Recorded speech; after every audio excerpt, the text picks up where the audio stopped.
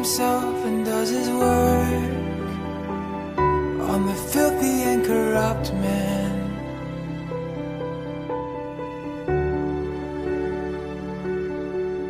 To make an imperfect God becomes man. He shepherds and attends to them.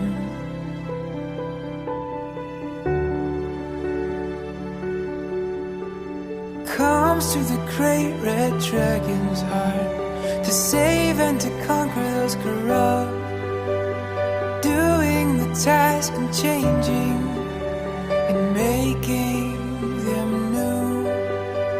He humbles himself to be man and endures the hardship it brings.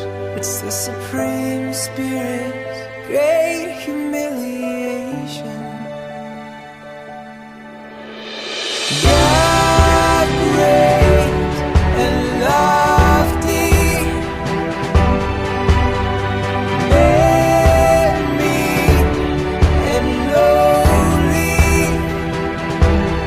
yet God speaks, provides, lives among them. He is so humble, so lovable.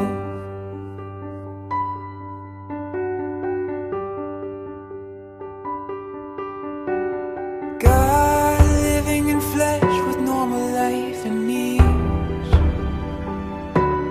proves he's lowered to a degree.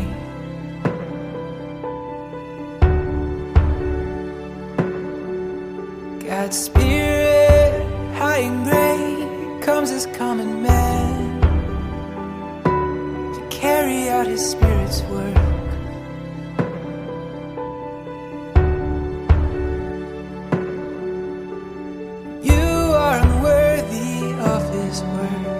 Of such hardships he has